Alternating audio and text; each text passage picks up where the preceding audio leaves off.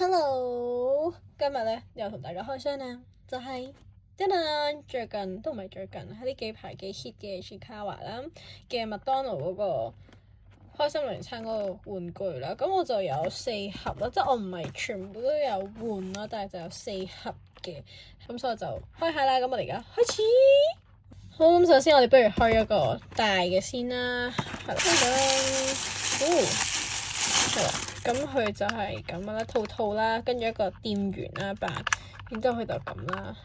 哦，原來咧佢係貼紙嚟，佢唔係軟尺嚟。What I expect 佢軟尺，係啦，佢就係咁啦。跟住佢度咧係可以扭，跟住佢可以開個盒嘅。然之後佢度拉咧就係貼紙嚟嘅，咁佢就有咁樣嘅款啦。OK，跟住第二隻我哋都開埋個大嘅先啦。但我唔知應該呢個係有嘢黐住嘅，係咪有分別㗎？哇！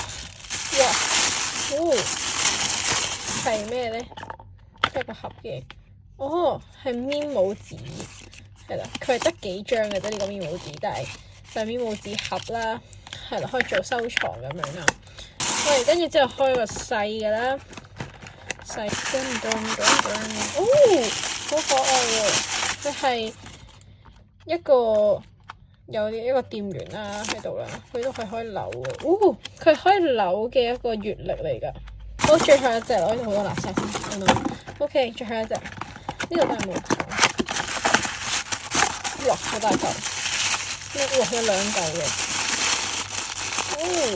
係一個廚師，跟住呢度有個熱香餅啦。呢度咧係咁樣扭開，跟住入邊就有一張嘅貼紙啦，係啦，跟住平時可以裝一啲嘅少少嘅嘢咁樣啦，即係類似耳環啊嗰啲啦，係啦，跟住佢呢一個咧係純粹咁樣拍落去嘅啫，即係佢係咁樣拼落去嘅啫，係啦，就咁樣。